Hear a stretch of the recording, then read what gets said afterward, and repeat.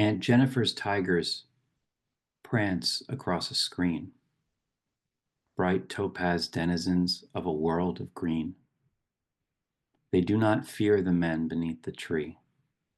They pace in sleek, chivalric certainty. And Jennifer's fingers, fluttering through her wool, find even the ivory needle hard to pull. The massive weight of Uncle's wedding band sits heavily upon Aunt Jennifer's hand. When Aunt is dead, her terrified hands will lie still ringed with ordeals she was mastered by. The tigers in the panel that she made will go on prancing, proud and unafraid.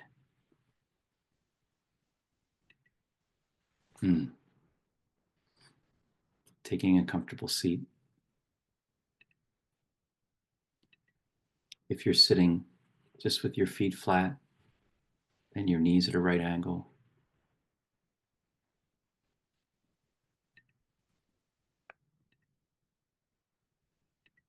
coming right into this moment, I wanted to begin today's meditation with an insight that comes from a teacher named Deepa Ma. And the insight is, whatever you're doing, just be aware of it. If it's buzzing thoughts, if it's distractions from the jackhammer next door,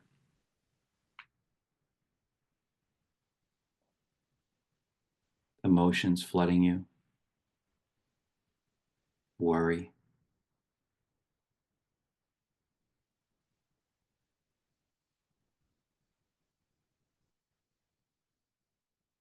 how amazing that insight is. Whatever you're doing, just be aware of it.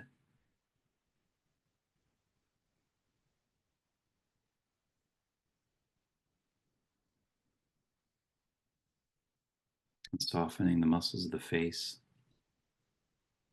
around the eyes, and in the jaw.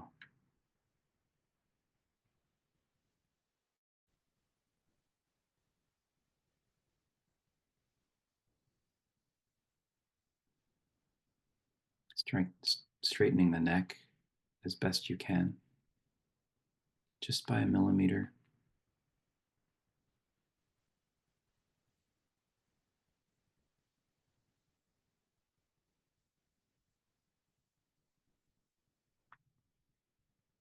And then letting the shoulders drop, as if it's all hanging by this conduit between the heart and the head, this chitta.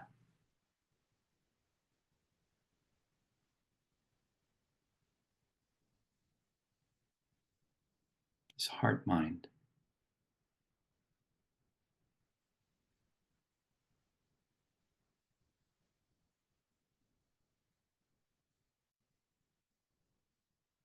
Softening the belly.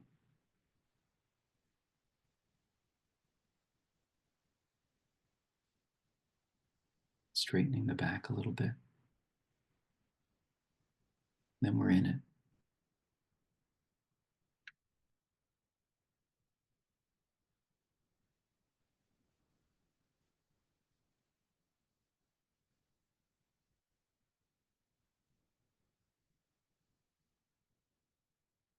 Deepening the breath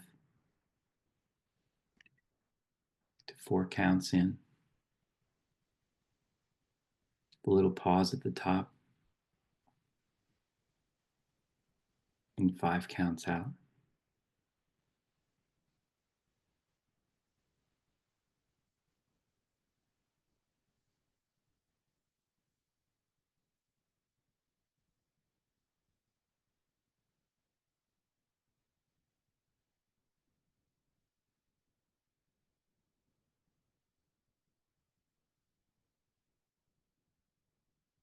You might use that escalator image I've been sharing in the last few weeks. Breathing in, I know this world of separation is an illusion.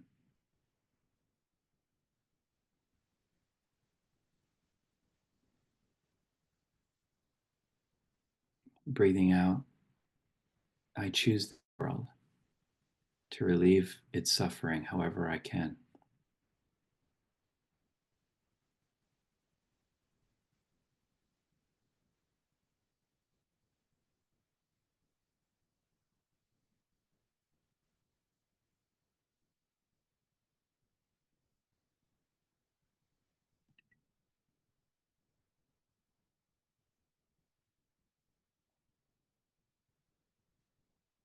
And as you engage with that rising and falling of the breath, whatever else is happening, just be aware of it. It requires that you step back and just watch with that placid, aware, centered presence.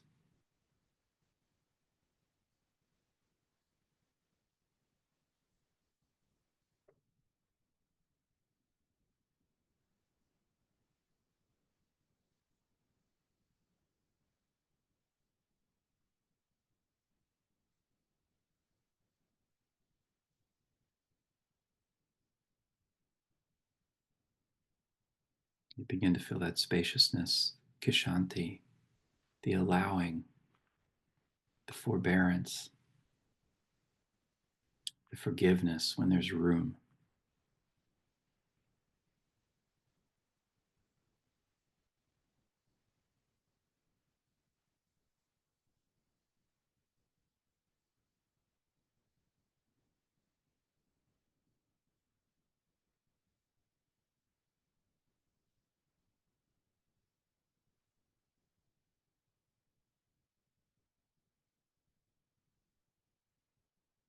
Might be the most spiritual thing.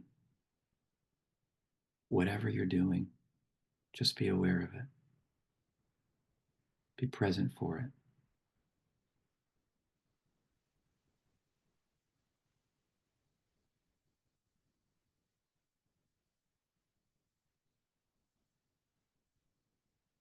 Four counts in, a little pause at the top,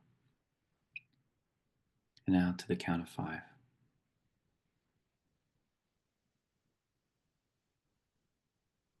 One more breath.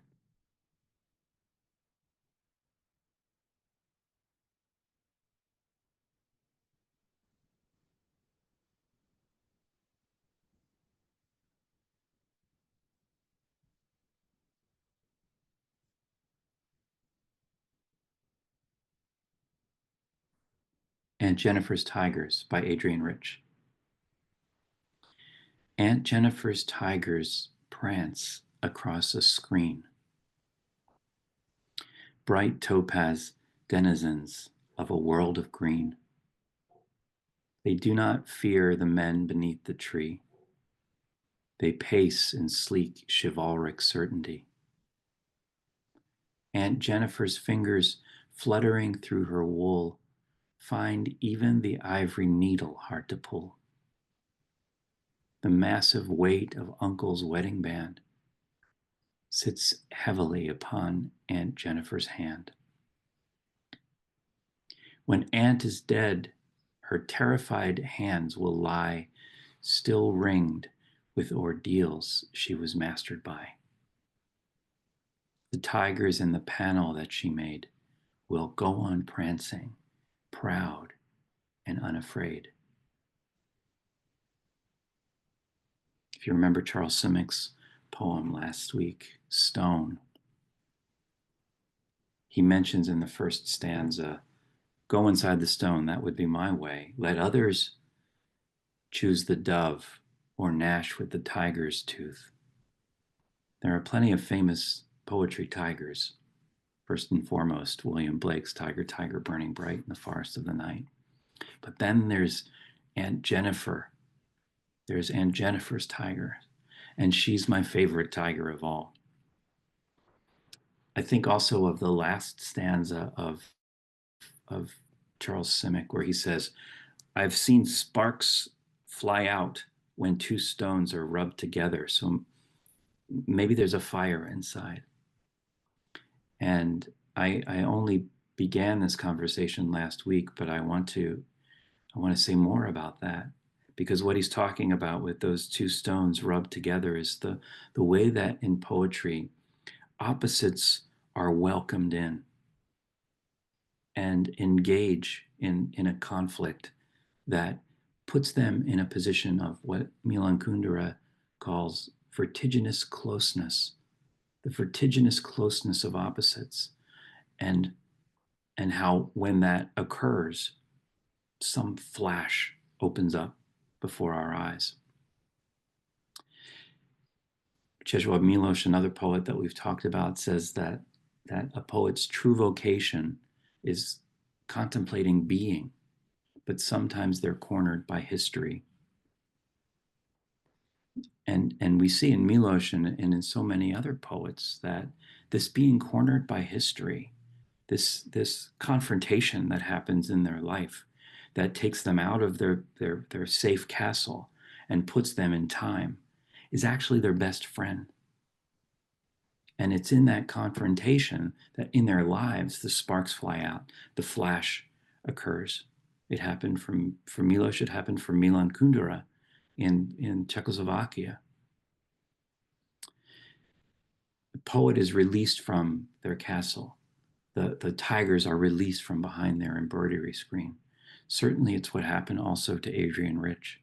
She was born in Baltimore in 1929. She was married in the 1950s. She had 3 children. She raised them all throughout her work in feminism in the 1960s, and then she came out in 1976 when she met Michelle Cliff. And she said of that time that the suppressed lesbian I had been carrying in me since adolescence began to stretch her limbs. I love that because it's such a tiger-like image of freedom.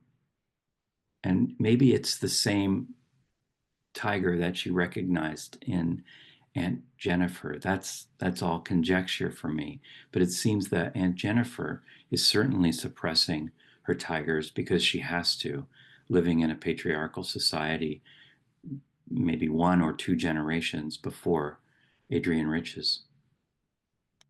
And there's certainly a vertiginous closeness of opposites in this poem if you look at it. First, there's the rigidity of the form, the heroic couplets, which come from the poetry that her father first shared with her and which got her interested in writing in the first place. But this heroic couplet is an invention of male-dominated society. It's got the iambic pentameter loosely. It's got the language of that world, chivalry, she mentions, and certainty, and the men beneath the tree that the tiger maybe should be afraid of, but isn't. And there's like intense heaviness in the content. The wedding band that seems like a lead weight carrying her down, and the ivory needle that's hard to pull, and her terrified hands. But then opposing this, the other stone in this poem is in these tigers that are living within the screen. And this is all the language of the awakened Buddha: joy and fearlessness and freedom. They're prancing, they're dancing unafraid. So they're denizens of this world of green, she says, which is a world of renewal, constant lightness and growth. So they're there, but they're hidden in the screen. They're not yet allowed to pour out. It's a poem that describes a difficult life, a hard marriage, certainly, an unfulfilled life, a dream deferred, if we use Langston Hughes's term. And my question when I come back to this poem, I love it. I love saying it. It sounds so wonderful in my mouth. Why would you make something difficult beautiful? And it's comparable to lots of poems that use this approach, which create this beauty in the sound in order to entice the reader in. Think of Wilfred Owen, who fought in World War I and who came out of that war writing, anti-violence poems. But he was using iambic pentameter too to talk about things like gas attacks. Or Claude McKay, who was writing during the Harlem Renaissance. He wrote a poem called If We Must Die, Let It Not Be Like Hogs, talking about Black resistance at that time. But it was a perfect sonnet. So it's like he's asking us, they're all asking us to be willing to see. And in order to be willing, I have to be enticed in to the poem. So there's that light and beautiful side, and then there's the heaviness that I accept and I allow. I offer Kishanti to in that space. When the poet is really great, that's possible, and the flash is there for me to partake in. I say all this because it's a poem about how the contraries, when presented this way, are my best friend. They're my best friend because they give me the opportunity to release the tiger from myself. And history is what brought out the tigers in Adrienne Rich.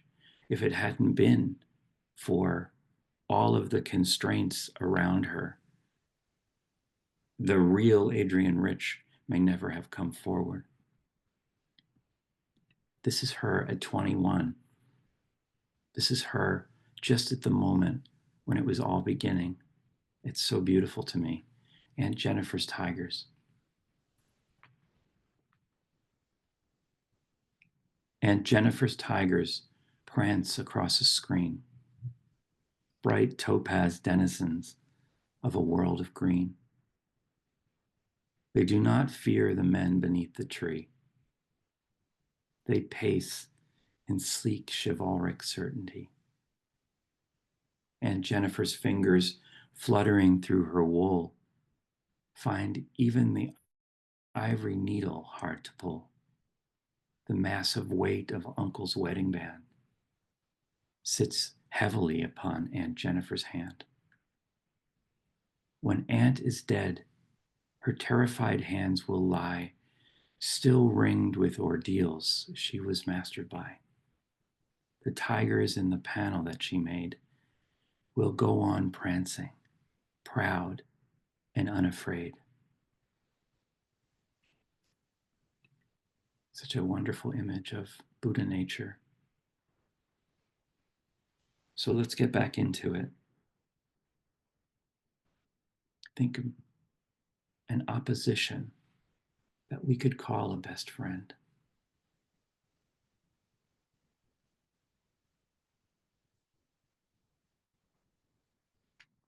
With your feet flat and straightening your back slightly, lengthening the neck by a millimeter, putting your awareness here at the center of your forehead.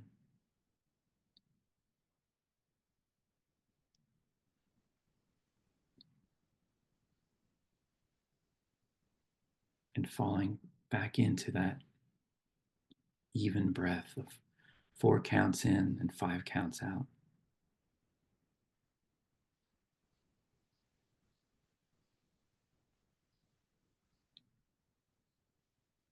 Pema Chodron tells the story of how one day Rinpoche cast out someone who was misbehaving in their Sangha. And it had been problematic and leading up to this for a long time. And after this man was cast out, his name was Joe, they all gathered around Rinpoche and said, "Thank you so much. This has been such a problem. He's terrible. He's horrible." And Rinpoche mystified them all by saying, "You don't understand. Joe and I are best friends.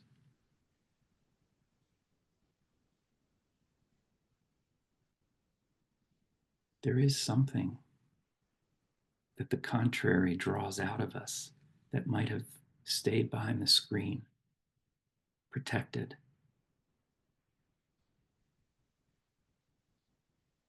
Maybe it's history, draws the poet out of his castle.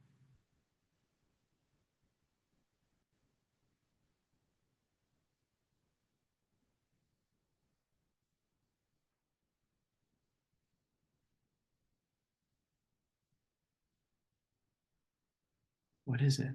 What is it for you?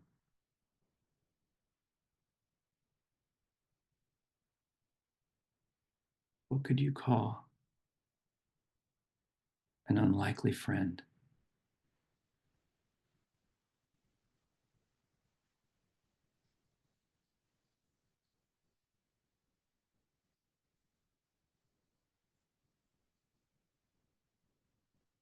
The ultimate story is the Buddha's. His unlikely friends were sickness, old age, and death. He observed this. And it was because of that that he left his princedom and went on a 7-year journey to figure it all out.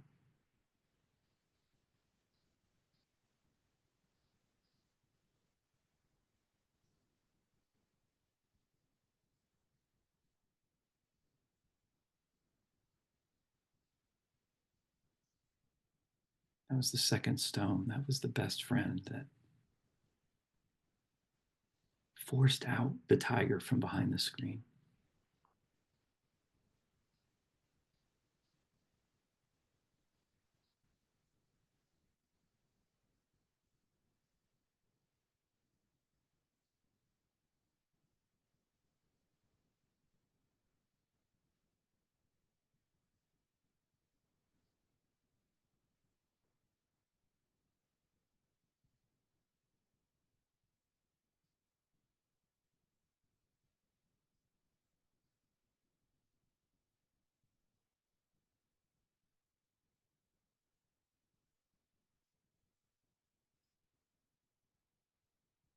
Staying with that breath, 4 counts in.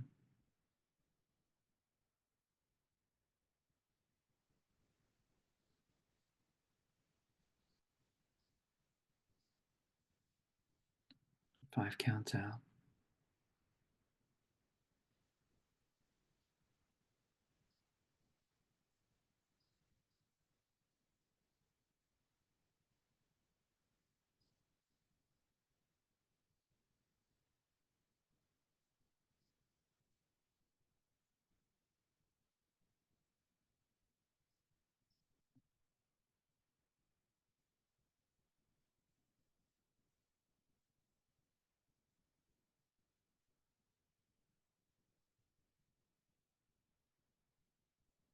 Breathing in, I know this world of separation is an illusion.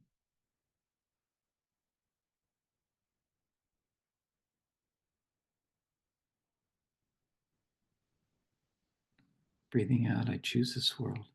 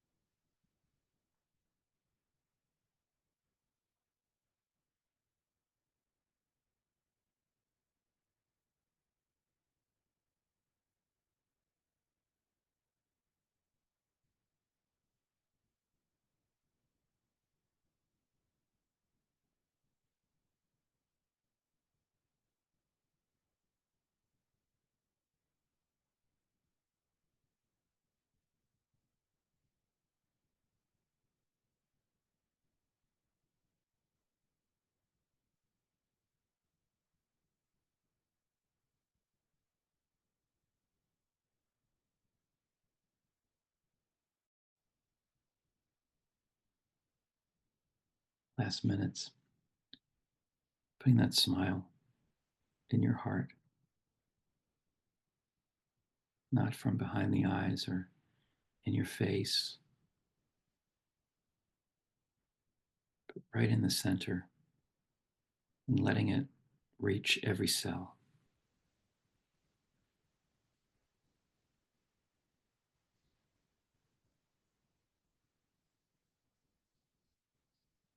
Prancing, joyful, unafraid.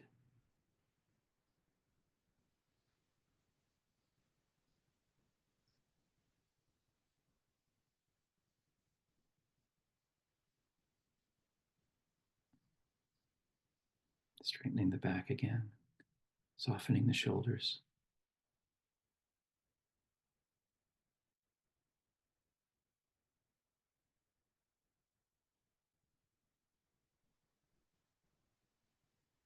Just coming home to the one who watches.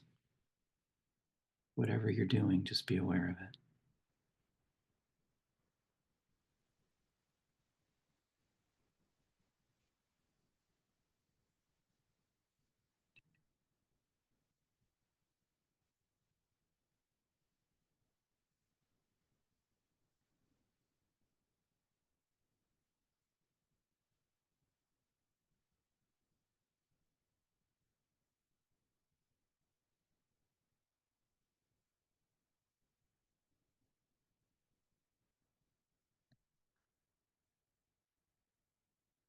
And Jennifer's Tigers by Adrienne Rich. And Jennifer's tigers prance across a screen, bright topaz denizens of a world of green. They do not fear the men beneath the tree. They pace in sleek chivalric certainty. And Jennifer's fingers fluttering through her wool find even the ivory needle hard to pull. The massive weight of Uncle's wedding band sits heavily upon Aunt Jennifer's hand. When Aunt is dead, her terrified hands will lie, still ringed with ordeals she was mastered by. The tigers in the panel that she made will go on prancing, proud and unafraid.